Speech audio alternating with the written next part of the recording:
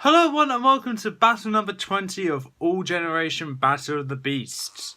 So with this, I have two competitors ready to fight for another spot in round 2 before I call it a day in my recording session. And then we are nearly, then we got 20 out of 78 beasts through to the next round already. That have been confirmed by you guys. Now, I know there's going to be one beast skipping this round, but I won't be introducing that beast until after until I record the last battle round 1. So not for a while. But I do have a battle here for you.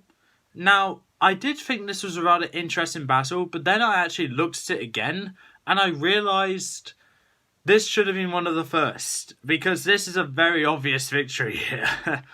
So I will give this a battle, like a battle of justice, but just so you know, this is going to be a quick battle. But then again, it's round 1. All the battles are quick.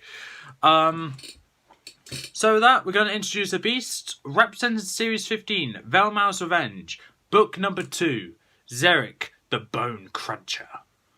And on the other side, representing the large group of specials, and I believe the second special to participate in this tournament. I know Craigston Kildare has already participated, so I think this is the first special, the second special to appear here. But it's Ferrok, the Iron Soldier. Now, with this, whilst it may seem at first glance that it may be a bit of an okay battle, we'll do the stats and then I'll explain what's going to happen. Lucas, Impus, let's take it away. Xerik, the Bone Cruncher. In the paddy fields of the southwestern Tangala lurks Xerik, a horrific plant beast who rises up from the boggy earth to snap his monstrous jaws. The beast's tendrils' roots can snatch up victims from even great distances. Tom had to venture into the beast's jaws to retrieve the ring of Tangala, which was concealed deep in Xerik's putrid mouth. Now onto his stats. Sharp fangs, vine tendrils, strength able to easily bring down a house, limited camouflage, underwater breathing, and acid saliva make him one deadly opponent in the tournament. Ferrok, the Iron Soldier.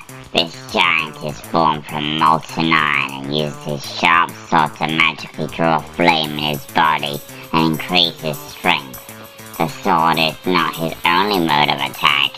When Tom challenged the beast, Ferrok conjured a net of fiery ropes to keep him subdued. The battle is one of Tom's deadliest ever. And now onto the stats. Fire powers, which include fireballs, fire nets, and of course his fire. He can add it to his own body to gain more power. Swordsmanship, transmutation that can transform fire into Mel, which is strong enough to hurt Ferno. Enhanced strength, which can fight on par with Ferno. Thick iron armor can take attacks from Epos and Ferno. Can make his iron soldiers via shooting metal blobs at his foe, along with a flame sword, make him one deadly opponent in the tournament. 3, 2, 1! Let's get into the fight. So here's what we're going to do. We're just going to say the weaknesses. So Xerik's weakness and one and only weakness is fire.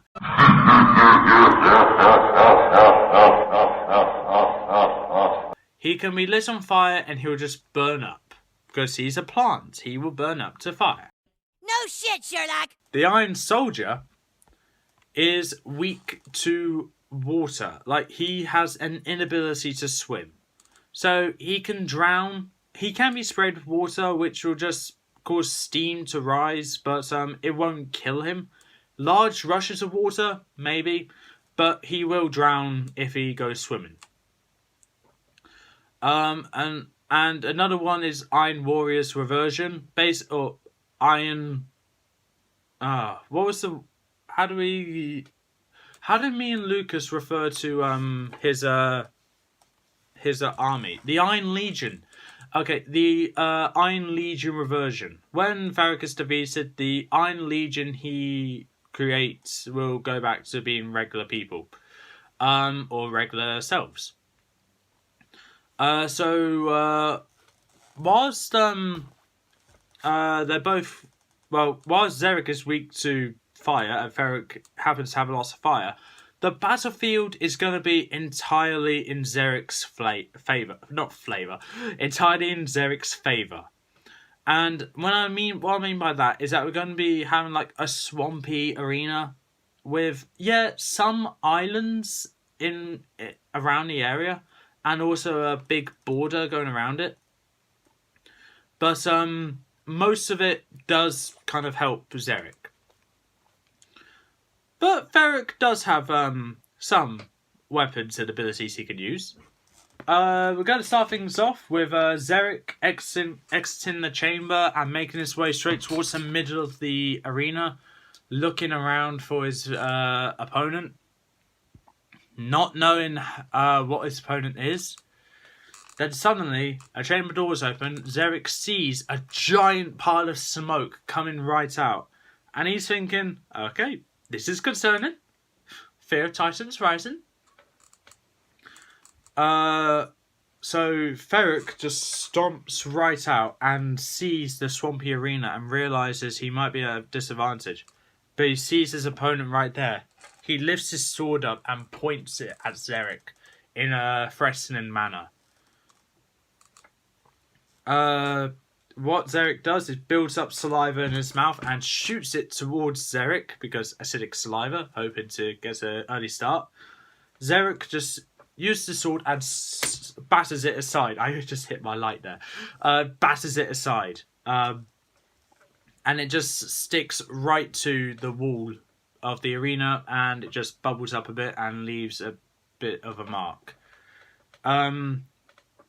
Xerik goes to submerge himself underwater to try and protect himself. Ferrok, not fazed by this, just starts marching towards a nearby island near Xerik. And using the flames of his body, he turns that to metal, so then it won't be as lethal towards him. And whilst forming up a fireball in his hand, when he gets to the island, he waits for Xerik to pop his head back up again. He sees a vine just coming out, ready to just tangling around him. He turns his metal form back to fire, burns that part of Xerik almost immediately, and he just brings it back underground. Xerik looks at it, all shriveled up and blackened. Xerik pops his head out and is greeted by a fireball directly on top of him. Xerik screeches in pain. And going back underwater, using his tendrils, he digs at the ground that is underneath the island that Ferrok has stood on. And the island starts to shake, and Ferrok realises what he's doing. So what he does is, whilst Ferrok's trying to be submerged, Ferrok turns himself into the iron form of himself. And whilst that's sinking, Xerik goes to attack him with a bunch of viney tendrils. Be careful not to stab himself with the iron spikes and all that. Ferrok uses that to his opportunity and creates a fireball in his hand and turns it into a net, chucks it up and has it land entirely on him.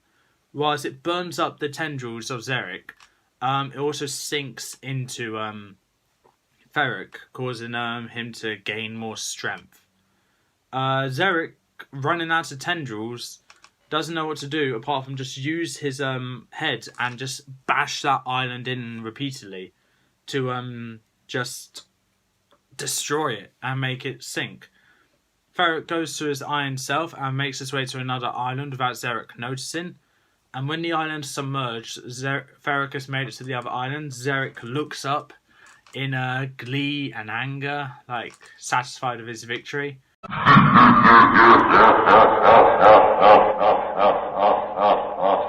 And he sees the Iron Soldier just stood there. And what Ferrok does is that he chucks a net towards Xerik, and it lands directly on top of him, just burning at him. Xerik screeches in pain, submerges himself underwater to extinguish that flame, shakes it off, and his head is now in a grid-like manner, just in, like, you can play checkers on it.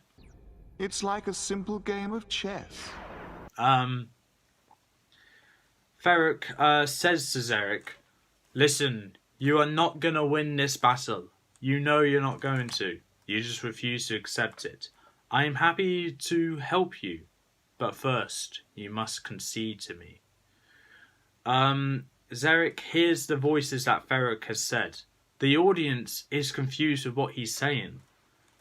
But, after some thought, Xerik comes up towards Ferrok, with the rest of his tendrils held up in like a surrender-like manner. He comes up to Ferrok and just bows down towards him. Whilst Ferrok builds up a giant molten blob in his hands, Xerik uses that to his advantage and bites onto Ferrok's leg. Ferrok roars in pain and anger and kicks him aside, pulls out his sword and stabs Xerik on the top, piercing right through to his bottom, seeing his mouth shut. And Ferrok then says, "That was a foolish move of you to do. I will ask you again. You have one last chance to accept. Join me, and we will prosper together. Or He shall smite the wicked and plunge them into the fiery pit." Xerik contemplates his decisions again, and using some of his tendrils, he used one of his tendrils. He sticks it out as a way of it's like he's trying to shake Ferrok's hand. Ferrok sees this, and with the blob still in his right hand, he goes to shake Xerik's tendril, whilst the blob just makes its way down Xerik's body and just encases him in a metal armor. Xerik has lost, and Ferrok has won. So if you think Xerik should won, please leave in the comments below why you think that. However, come on. Ferrok's made of fire. Come on.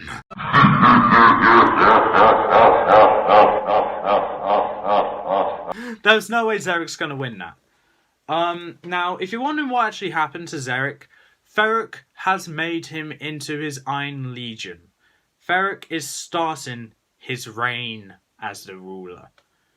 Because he said to Xerik, "We will prosper together." Not "I will prosper together," we. So Xerik contemplates his decisions. Knowing he can't win, he decided he would join Ferrok and help him win. So, with that, I need to remember this for round 2. Ferrok now has Xerik on his side. He did this in the Specials generation, where he had Petrix on his side. But then he died. So, hopefully Ferrok stands more of a chance this time. But Ferrok now has Xerik on his side, which is going to get confusing after a while. But with that, that's all for this time. If you like what you saw, leave a like, leave a comment, don't forget to subscribe, press the notification bell down in the corner below, and I'll see you next time.